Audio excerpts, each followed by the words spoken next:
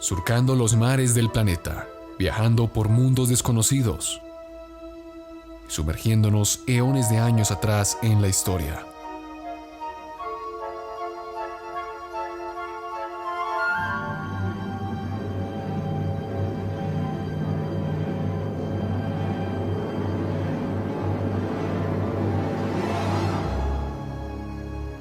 Bienvenido, estás a bordo del Nostromo.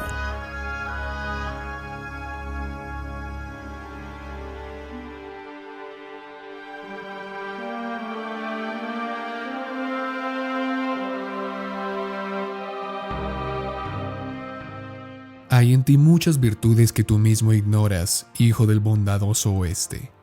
Algo de coraje y algo de sabiduría mezclados con mesura. Si muchos de nosotros dieran más valor a la comida, la alegría y a las canciones que al oro que atesoramos, este sería un mundo más feliz. Este es un extracto del libro de J.R.R. Tolkien, El Hobbit, su primera obra que se desarrolla en el mundo del Señor de los Anillos, la Tierra Media. Estas palabras son pronunciadas por un personaje muy importante de la obra llamado Thorin Escudo de Roble. Y se las pronuncia a Bilbo, que es el personaje principal del libro. Y me parece que son palabras muy acertadas. Son palabras que hoy en día tal vez nos hacen un poco de falta. Es cierto, tener éxito, acaparar dinero es importante, pero no es lo único. Lo que realmente importa es lo que hagamos con nuestro tiempo. Porque el oro va y viene. El dinero va y viene, el éxito a veces va, a veces viene. Pero cosas eternas como nuestra familia, la alegría, el valor de las cosas y esos momentos especiales y mágicos que compartimos con unos y con otros, muy raramente volverán, pero quedan en nuestra memoria. Y en esos tiempos de cuarentena, en esos tiempos difíciles que vive la humanidad, ¿de qué ha servido el dinero? ¿De qué ha servido tener tanto éxito? Lo único que importa es estar con nuestros seres queridos y darle más importancia a esas pequeñas cosas, como dice la canción de Joan Manuel Serrat. Esas pequeñas cosas que tal vez nos hacen reír, nos hacen llorar, pero que quedan atesorados para siempre, que no los puede matar ni el tiempo ni la ausencia. Saludos tripulantes, bienvenidos a bordo del Nostromo. Yo soy Juan Manuel Correa, periodista y aficionado a la historia que los llevará en un viaje a través del tiempo y el espacio en búsqueda de las historias más interesantes, más curiosas y más intrigantes que la historia de la humanidad los tiene para ofrecer. Comencemos.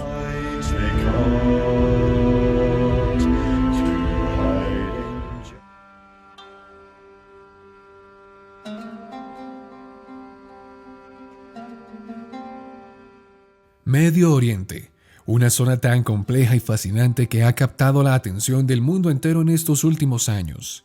Está llena de conflictos. Sí, pero más importante de tradiciones, etnias y culturas que son tan antiguas y diferentes entre sí, lo que enriquece el panorama de esta región. Y el día de hoy hablaremos de un pueblo milenario que ha jugado un papel clave en la historia árabe sin ni siquiera ser parte de este grupo étnico. Tan antiguos como la antigüedad misma, y que desde ese lejano pasado han luchado una y otra vez para lograr su sueño, ser reconocidos como una nación fuerte y con autodeterminación. Pero esta utopía se ha visto truncada durante muchos siglos por distintos actores de la región. Hoy entenderemos un poco más de las dinámicas de esta compleja región que es la cuna de la civilización, que hace parte de la luna fértil, el Edén, Medio Oriente. Y lo haremos de la mano de este pueblo que menciono. Son guerreros legendarios que hasta nuestros días han expulsado a los enemigos, al terror de su territorio, el azote del Estado Islámico, la luz de esperanza de Mosul y Alepo. Hombres y mujeres que buscan ser reconocidos como iguales.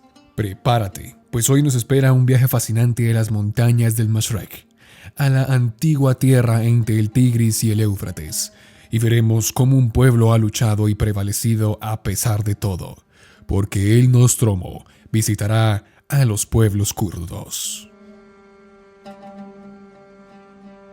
Hay que tener en claro algo. No hablamos de los kurdos, hablamos de los pueblos kurdos, que es muy diferente.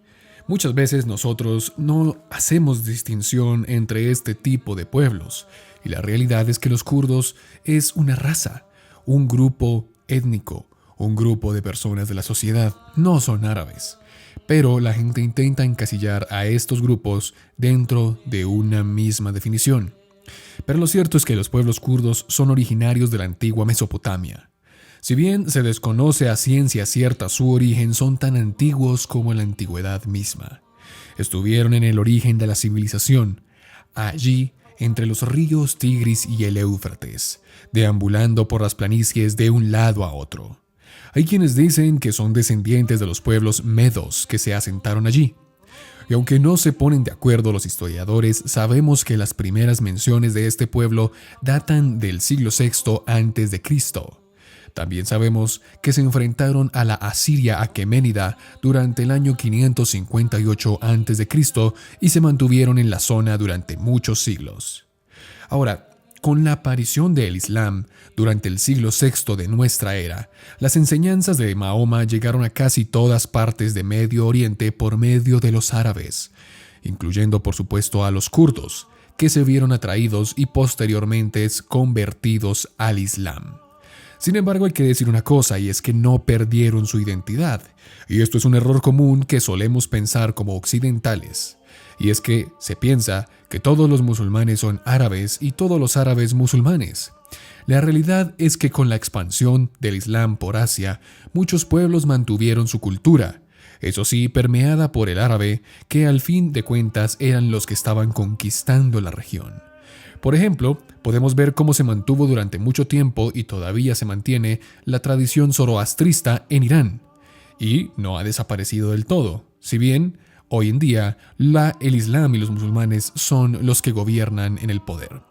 Muy bien, pasaron los años, y ya entrados en la Edad Media, cuando los árabes controlaban casi todo el mundo conocido, dentro del linaje kurdo se levantó un hombre muy famoso en la historia.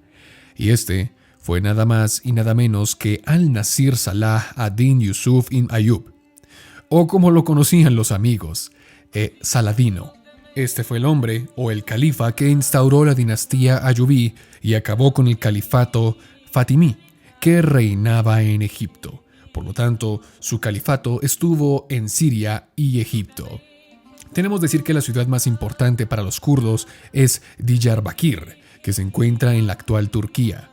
Y este dato es muy importante, porque hay historiadores arqueológicos que manifiestan que la ciudad tiene entre 5.000 y 8.000 años. Esto indicaría que la tradición kurda podría ser mucho más anterior de lo que se tiene claro.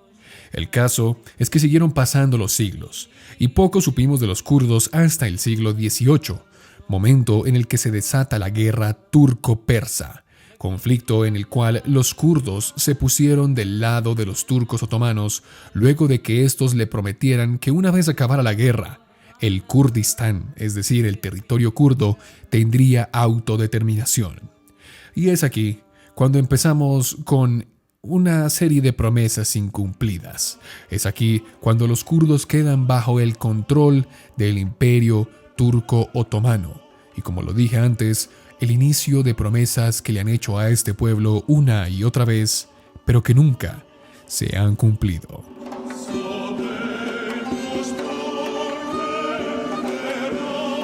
Durante su anexión al Imperio Turco Otomano, la cosa estuvo más que todo calmada, obviamente. Pero durante los últimos años, cuando fue cayendo este gran imperio, el anciano enfermo de Europa, la situación se puso un poco más complicada. Pero recordemos que los otomanos no tenían un estilo de estados en su región, sino de wilayas, es decir, comunidades dentro del imperio. Entonces la wilaya de Siria, la wilaya kurda, la wilaya, de Marruecos y así sucesivamente. Pero cuando se termina la Primera Guerra Mundial y cae el gran imperio turco otomano, recordemos que como hemos visto en distintas partes de este podcast, Francia e Inglaterra se reparten el Medio Oriente y lo hacen de forma arbitraria, mientras estos apoyaban a los pueblos dentro del Imperio Otomano. Ahora, uno de los pueblos que estaban peleando por su independencia durante esa última etapa de la Primera Guerra Mundial eran los kurdos. Y el 10 de agosto de 1920 se firmaría el Tratado de Sèvres, el cual reconocía la autonomía de distintas regiones en la Anatolia y un poco más al oriente. Entre ellos estaba Armenia, el reino de Hiyaz, y el Kurdistán, la región que los kurdos tanto deseaban. Ahora, de esta manera le prometen los ingleses y los franceses a los kurdos que la región será para ellos. Y usted dirá, ¿dónde es esa región?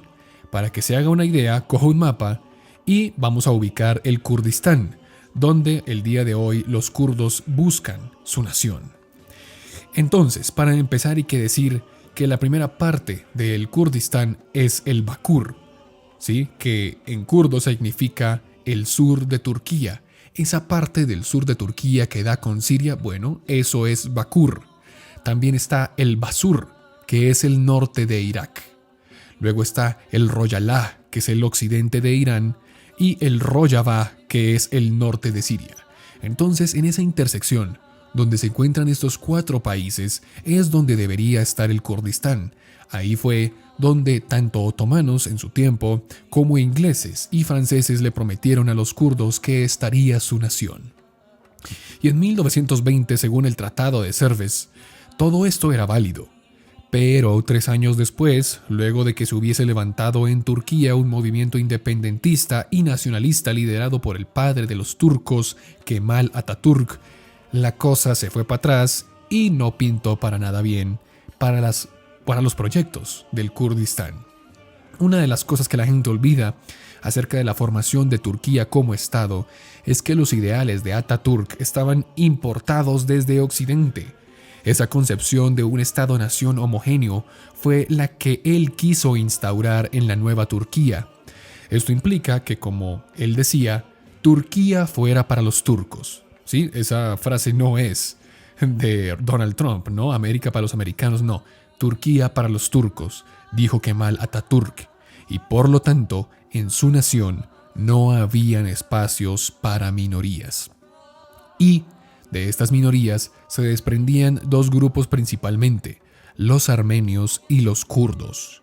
Por lo tanto, ambos fueron perseguidos y a veces exterminados sin piedad.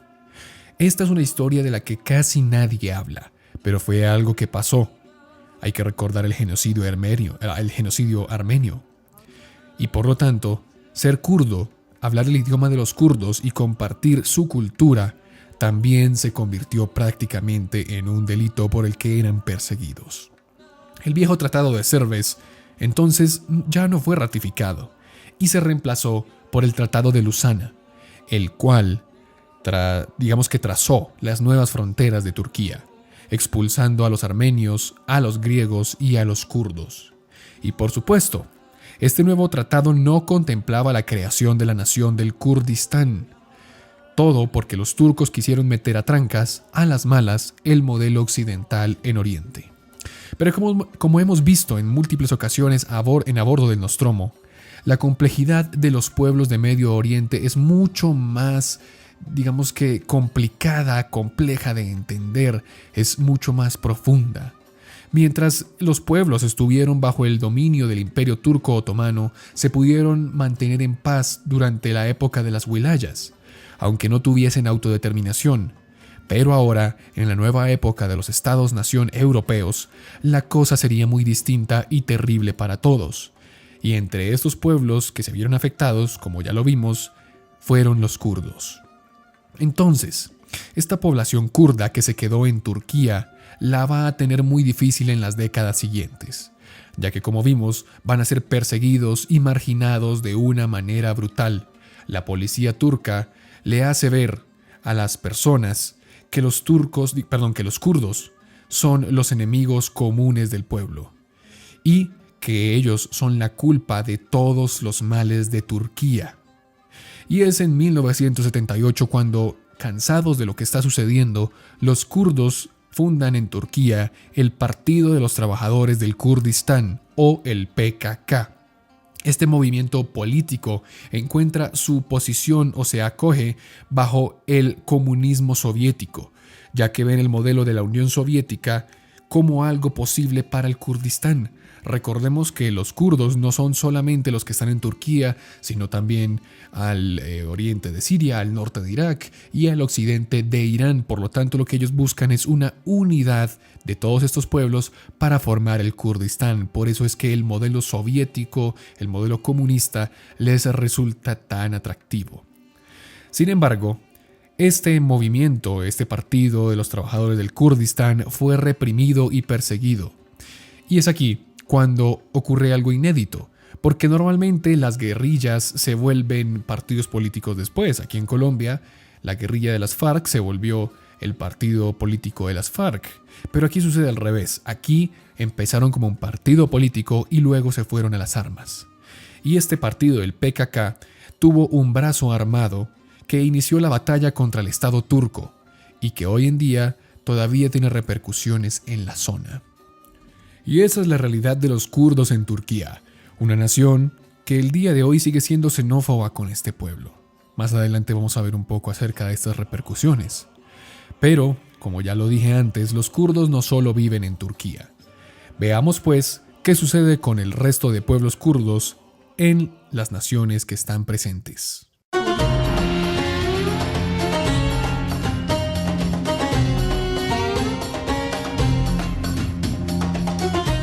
Ahora, hay que decir que por el lado de Irak, otra región donde viven los kurdos en el norte de Irak, la cosa se pone más compleja. Recordemos que Irak es nombrada así en 1958 debido a la antigua ciudad de Uruk, que es de la legendaria Mesopotamia, de aquel lejano imperio, la cuna de la civilización. Y es en este país que suceden cosas muy interesantes, que son muy importantes, que pueden dividir a la nación de distintas formas. Y es que en Irak hay 3 ciudades muy importantes. Al norte se encuentra Mosul, que está ocupada en su mayoría por kurdos y personas que profesan el sunismo, una rama del Islam. Luego, en el centro del país está la capital, Bagdad, una tierra muy antigua que fue instituida por el califato abasí hace más de 1 milenio. Recordemos que como hizo parte de la dinastía abasí, la mayor parte de la población es árabe y también de religión suní. Y al sur queda Basra, o como le dicen también por ahí, Basora, pero yo me quedo con Basra, que es árabe también, pero que hace parte de la religión chií. Y ya más o menos, si usted conoce un poco acerca de la historia del Islam, ya va a ver por dónde se van a ir desarrollando los tiros. Y es que recordemos que el Islam tiene 2 ramas que son las principales. Hay muchísimas más, pero son 2 principales, son las que acabo de mencionar, suní y chií, los sunitas y los chiitas. Y en ambos casos, por así decirlo, hay muchas diferencias que los han dividido durante muchísimos siglos y que también los han enfrentado en numerosas ocasiones. La primera es que los sunitas reconocen unos versos extras del Corán que es la Sunna, y la Sunna es la forma en la que pueden interpretar cómo vivió el profeta Mahoma, es la forma de vivir del profeta, es como por así decirlo el testimonio. Los chiitas no piensan en eso y no creen o no lo aceptan, por así decirlo. Además, los chiitas piensan que el descendiente legítimo de Mahoma fue Alí, ¿sí? Pero los sunitas no aceptan esto, piensan que fue Abu Bakr, uno de los, por así decirlo, más grandes amigos o seguidores del profeta Mahoma. Por lo tanto, los suníes piensan que los que deben estar al cargo del poder o de la religión son los más virtuosos. Los chiitas piensan que los descendientes consanguíneos de Mahoma son los que deben estar dirigiendo a los árabes. Y esas son distinciones muy importantes. ¿Por qué? Ya lo vamos a ver. Esta convivencia entre árabes, kurdos y musulmanes chiitas o sunitas no sería ningún problema en Irak, de no ser porque hay una desigualdad muy grande que existe no solamente en Irak, sino en muchas partes del Medio Oriente en cuanto a la distribución del poder. ¿A qué me refiero? Ya se va a dar cuenta. En los años 60 en Irak se levanta un partido llamado el Baas, el cual fue liderado por un árabe de tendencia suní bastante conocido y problemático. Estamos hablando de Saddam Hussein.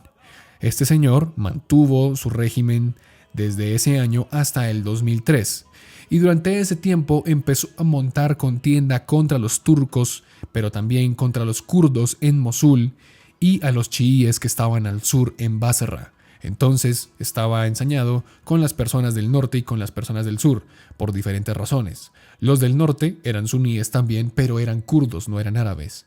Y los del sur eran árabes, pero eran chiíes. Y este señor era árabe y suní. Entonces ya va a ver cómo se armó la gorda en Irak. Por esta razón, Hussein le monta persecución a ambos pueblos. Y con los kurdos la rencilla fue mucho peor. Se ensañó con los kurdos de una manera más terrible, por una sencilla razón, y es que al norte de Irak el petróleo de la región es muy importante. Si usted busca en el mapa el norte de Irak, se dará cuenta que esta es la región más fértil de todo Medio Oriente.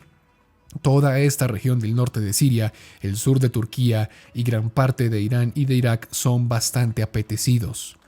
Entonces el partido del Baas quiere desalojar el norte y quedarse con los yacimientos de petróleo, pero para hacerlo debe deshacerse de los kurdos.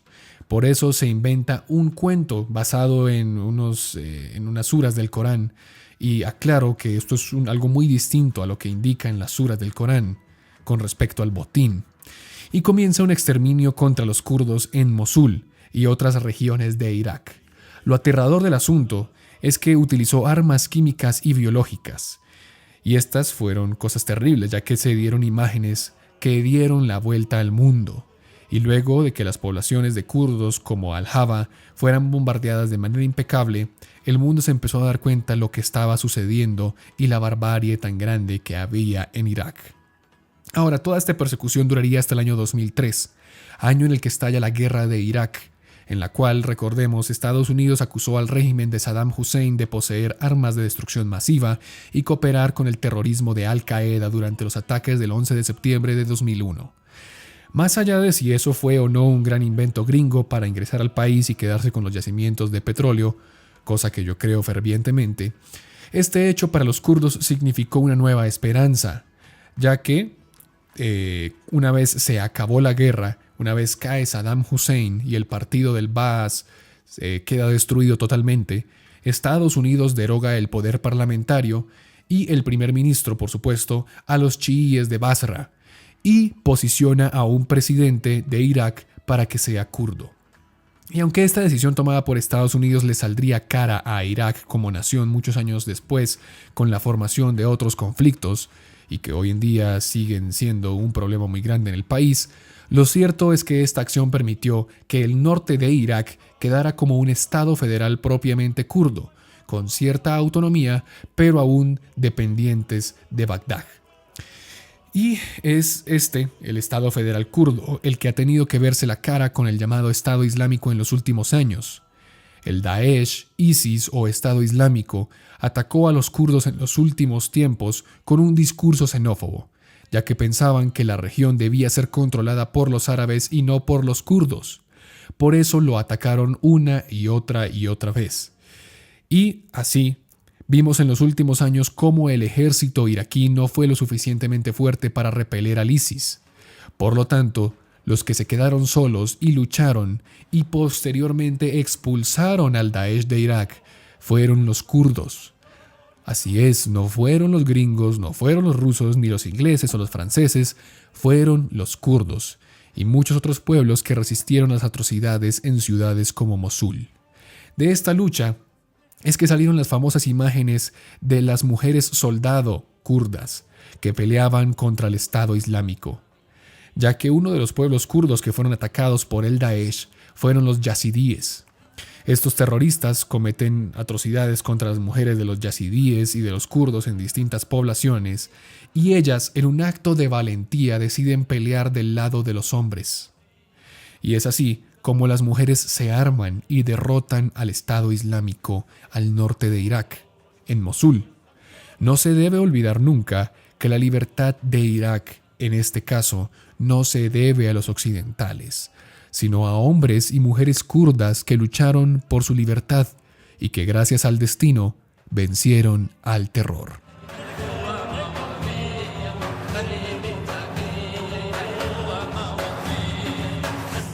Las otras dos regiones donde habitan pueblos kurdos es Siria e Irán. En el caso sirio hay algo muy importante que decir. Todo empieza durante 1952 cuando se hace un censo en Siria. Durante este proceso se le quitó la nacionalidad a los kurdos. Y quitarles la nacionalidad de forma arbitraria a un determinado grupo o población en cualquier parte del mundo es de las peores cosas que usted le puede hacer a un ser humano. Porque al no pertenecer a la nación es probable que se te quiten todos los derechos y privilegios.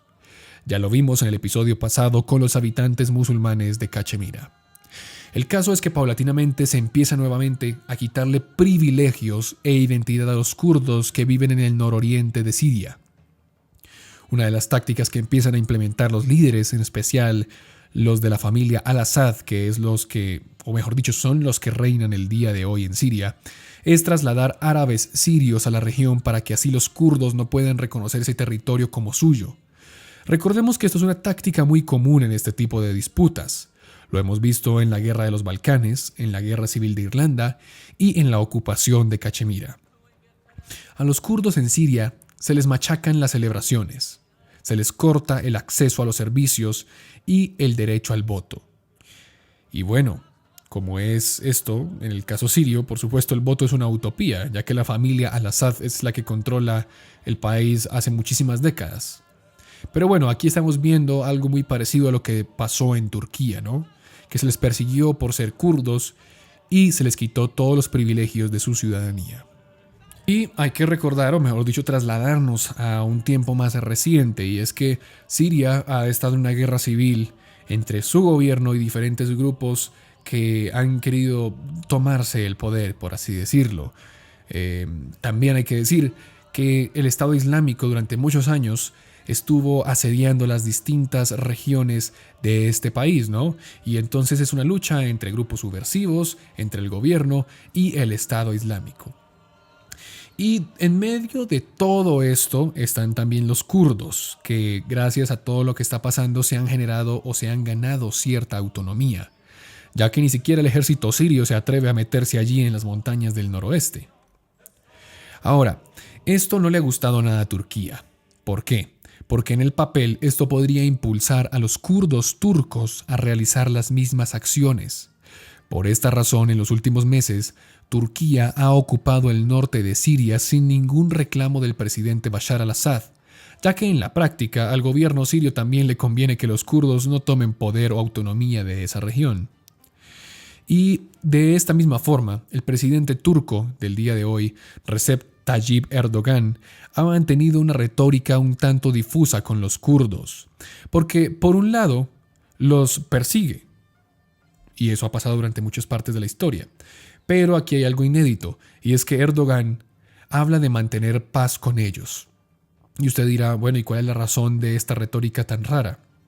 Sencillo, Erdogan no es muy popular en ciertos sectores de Turquía, y sus tendencias totalitaristas le están haciendo perder votos en distintas regiones de Turquía. Por eso necesita estar a pase con los kurdos, ya que representa un porcentaje muy grande de la población. Y es así como nos damos cuenta que este pueblo ha sido utilizado en numerosas ocasiones por distintos actores que buscan intereses en la región. El otro gran caso en el que podemos evidenciar esto es el de los kurdos en Irán. Durante la Revolución Islámica de 1979, tema del cual podremos hablar en futuros episodios, los ayatolás, los líderes de la revolución en Irán, prometieron cosas a los kurdos que vivían en ese país si los ayudaban en su revolución. Sin embargo, cuando se acabó todo esta contienda, el resultado creo que fue más que evidente. Basta con mirar lo que sucede el día de hoy en todo el país. Los ayatolás impusieron su modelo chií con tendencias totalitaristas que suprime tanto movimientos suníes, persas y kurdos. Ahora, hay que decir que si eres chií, si el país tiene una tendencia chiita, no quiere decir que sean totalitaristas necesariamente, o que sean extremistas, o que seas suní y seas extremista. No, esto depende más que todo de la ley que se pone en cada región, de cómo se utiliza el Islam para, por así decirlo, imponer el orden en su región. Y eso es lo que pasa con ese tipo de países. Pero eso no quiere decir que todos los países chiíes o los suníes sean totalitaristas. Esa es una mala concepción que tenemos como occidentales. Y esto, por supuesto, lo que pasó en Irán, le impidió también a los kurdos que pudiesen ver la promesa cumplida que los ayatolás les habían hecho. Y esa es la historia de los kurdos, un pueblo que durante más de un siglo ha buscado su autodeterminación, que no ha buscado la guerra, pero ésta lo ha alcanzado en numerosas ocasiones y en distintos frentes, y que por ahora no parece tener una solución a sus problemas en un corto plazo.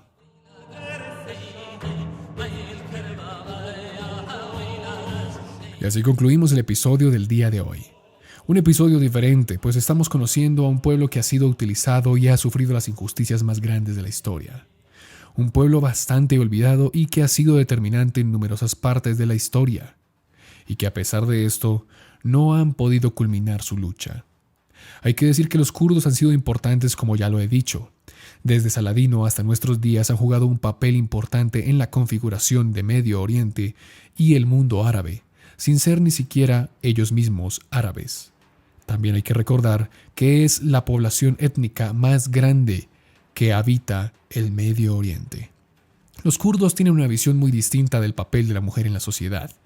Mientras el feminismo y el machismo en Occidente se pelean por principios tan vagos e indefinidos como la igualdad, en Oriente los kurdos tienen una visión muy distinta.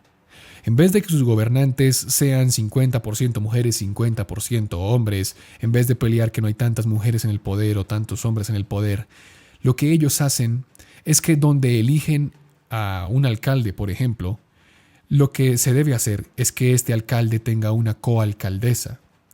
Y donde haya una alcaldesa, habrá un coalcalde. De esta forma, los dos tienen un mismo poder y mezclan visiones del mundo y le dan oportunidad a ambas personas. Actualmente los kurdos buscan que se les reconozca como un pueblo, con autodeterminación, ya no necesariamente una nación, pero que se respete su cultura, sus creencias y tener los mismos derechos que los otros. Y es aquí cuando surge una gran reflexión que quiero dejar para finalizar. Hay tantos movimientos contra el racismo alrededor del mundo, como Black Lives Matter, que anuncia su lucha a capa y a espada contra este problema de la xenofobia a nivel mundial. Pero, ¿acaso son las personas de color del primer mundo las únicas que sufren racismo? ¿Qué pasa con los pueblos como los kurdos y los armenios, que hoy en día son perseguidos de manera sistemática en Medio Oriente? ¿Qué pasa con los uigures, una población perseguida brutalmente en China por ser simplemente musulmanes? ¿Acaso esas vidas no importan?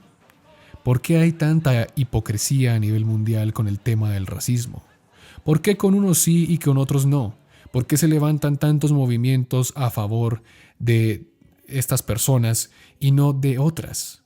Y no quiero que me malentiendan, todas las vidas merecen el mismo trato, todas las vidas merecen ser respetadas. Y pienso que hay un problema de racismo muy grande contra la gente de color en Estados Unidos y en el primer mundo, pero no son los únicos. Hay pueblos como los kurdos, armenios y uigures que el día de hoy, alrededor de todo el mundo, están sufriendo persecución e incluso genocidio sistemático. ¿Acaso ellos no importan? ¿Acaso esas luchas no merecen también nuestra atención? Los kurdos son uno de estos tantos grupos que buscan justicia en el mundo y que por ser invisibles han sido olvidados.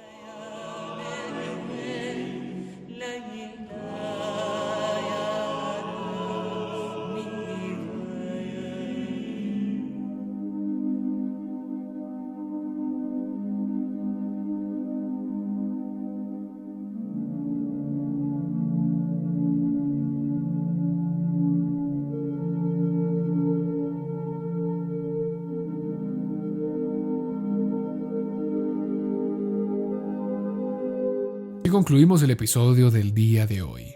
A continuación vamos a leer los comentarios que nos dejaron en el último programa, el de la crisis de Cachemira. Carlos Torres nos da una reflexión acerca de la parábola del buen samaritano que utilizamos la vez pasada y nos da, digamos que, un resumen de lo que él cree acerca de la crisis de Chechenia, que también es otro programa que podemos hacer en el futuro. También nos da, por supuesto, su experiencia sobre el Y2K, un programa muy anterior que vamos a subir en nuestra plataforma de Spotify en los próximos días para que lo escuchen, ya que en YouTube, como les dije, ha sido muy complicado. La Caverna del Coso dice: es increíble que Cachemira tenga que seguir sufriendo como otras zonas que son olvidados e incluso muy censurados en los medios, por un fin de tener una buena representación o, como decimos, dar la cara bonita. Me recuerda sobre un tema llamado el Kurdistán o algo así, que habló VisualPolitik, ya que esta región es estratégica de China y es muy reprimida por Xi Jinping, que la población de la zona es musulmana, pero son reprimidos y posiblemente siendo purgados en secreto con esto de la pandemia. Pero bueno, espero que la humanidad abra más su mente y no solo tenga la mentalidad occidental. De esos fue los que hablamos el día de hoy, de los uigures, que están siendo, y creo que no hay muchos medios que hablen acerca de eso y no hay ningún país que los esté defendiendo, y son los uigures en China, que son de ascendencia musulmán y están siendo exterminados incluso en campos de concentración en la actual China de Xi Jinping en pleno siglo XXI. Alan Daniel Villarreal dice: gracias por leer mi comentario, no me esperaba eso. Bueno, hoy estoy leyendo otro comentario tuyo. En la India hay un sentido ultranacionalista en contra de los musulmanes y con ello Cachemira por culpa del partido actual. Y ni hablar de la situación en China y Pakistán, da miedo que algún día estos tres países se declaren la guerra formalmente. Diego Alvarado dice: qué buen podcast, vale totalmente la pena seguirlo. Sigue así. Antonico González nos dice: había escuchado de la triste historia de por qué la India y Pakistán se odiaban tanto, pero no sabía acerca de esta pequeña región. No cabe duda que lo que pasa el día de hoy en el futuro afectará de buena o de mala forma. Y Jesús Martín Sol Rosano maldice y dice que no quiso escribir cosas, digamos que mal escritas durante el último episodio que hemos grabado, pero bueno, eso suele pasarnos a todos, ¿no? Y Emmanuel Canseco nos dice que unas imágenes le darían un toque mejor al video. Bueno, lo hemos dicho en varias ocasiones, ¿no? Este formato es un formato de podcast. Para videos, esperen, sobre todo este domingo, la historia del abismo que tenemos preparado para ustedes. Recuerden que cada domingo tendremos historia del abismo o tendremos Café Nostromo, dependiendo de cada semana, son cada 15 días. Únanse a nuestras redes sociales, en Instagram aparecemos como @nostromocast y en Facebook como A Bordo del Nostromo. Únanse a nuestro canal de Discord que está en la descripción, ahí podemos hablar un poco acerca de historia y recibir recomendaciones, temas de los que ustedes quisieran aprender o que quisiera que tratáramos en este programa. Yo me despido y nos vemos en una próxima oportunidad, los espero en Historia del Abismo este domingo, aquí, A Bordo del Nostromo.